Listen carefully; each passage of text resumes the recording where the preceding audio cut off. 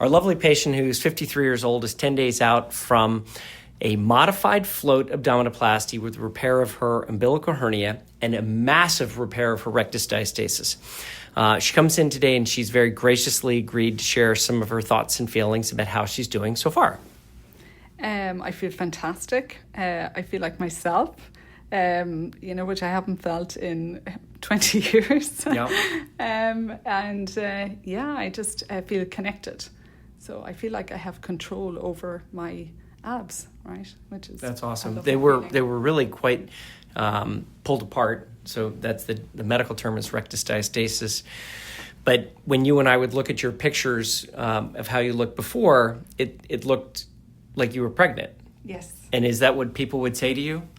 Yeah, I'd often been asked, even though I'm not big, yeah. But depending on what I was wearing, if I wasn't wearing something that was very smock, I would have been asked, especially when I was living in Asia, was I pregnant? Yeah. Repeatedly, right? In Western cultures, they might think it, but not ask it. Well, I mean, you and I were just looking at your pictures a minute ago, and I think somebody thinking that would not be too far off, because you kind of did look pregnant. It looks like a perfectly formed, and all the weight almost is on like the baby 7-month belly. Yeah. And here we are, 10 days out. How many drains did we use? None. No drains. And how would you describe your pain on a scale of 0 to 10, where 10 is just awful and 0 is nothing? Now. Oh. 0, but I'm conscious of something. So 0 pain. I haven't taken any kind of pain meds since Tuesday. So a week after the procedure, I was able to stop all medication. Perfect. Yeah. The first 3 days are tough. The first 3 days are horrible. Yeah, I tell people you're going to hate me. You told me that, yes. And was I right? You were 100% right. It was horrible.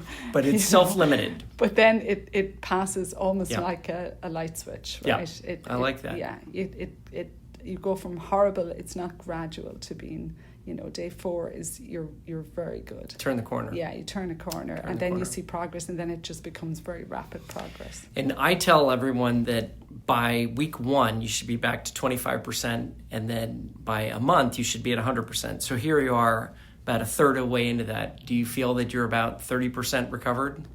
Oh yeah, at least 30%. I'm just itching to go for a run, but I know I'm not ready yet. But yeah, everything else I can do. You walked walking. 6 miles yesterday. Yeah, 6 miles yesterday. I did 4.5 before work this morning. That was all I had time for. But yeah, I just want to keep going. Yeah. Yeah. And your results look outstanding. Yeah. And here you are at 10 days, no drains, and honestly, you could go to the beach today if you wanted. Yeah, I would be comfortable to do that. Yeah, and I feel really comfortable. Yeah. Awesome. And so, what were some of your apprehensions when you came and met with me in the our first consultation? I think you think maybe that it's something you should live with or can live with, or it's on you to do something about it, right? And I'd been doing that for years, right? So I think it was just something that, I wasn't comfortable advocating for myself. Mm-hmm. Yeah. And you helped me with that. I think, the doctor and all of his staff, I think, have been super supportive and encouraging and non-judging. And so it's been a great experience. You touched on something that many people struggle with when they come in, because they feel at some level that this is a vanity issue. Yes. And you could understand why somebody might think that, but you clearly had worked at this. Yeah. You're extremely fit. You were running how many miles a day? Yeah, I've done 48 marathons. 48 marathons. Yeah. And I mean, that is. Yeah. You're one of the most physically fit people I've come across, and yet your abdomen honestly was untrainable, unaddressable. Despite incredible physical fitness. And so it is a delicate balance between helping you achieve this goal and also helping you feel comfortable Yeah. investing in yourself and acknowledging for as much clearly control that you have of your body, this was outside of your control. Yeah. I think that's the important thing, just understanding how much you can control and how much you can't control, and that it's okay to get to a stage in your life that you can invest in yourself. Yeah. And it's more than a vanity issue, it's a quality of life, So, Clearly.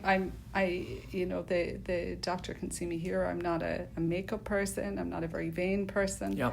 But my quality of life is important. My running is important, right? And not being able to connect to part of your body and even build strength in that area it was frustrating, And I want to get stronger as I age, not kind of weaker. So I want to be able to build strength, right? And feel connected. I love it. And I loved how you were saying you feel even more, what were the words you used? More put together than you've ever felt before? Yeah, just complete and connected. Yeah, just everything is connected, everything. Well, we did reconnect you. Yeah. Brought you back together for sure. And again, no drains were used, and here you are at 10 days, and you have virtually no bruising, and your scars are healing very nicely. So I'll see you back next week, and probably by then we'll let you start getting back to the heavy running. That's great.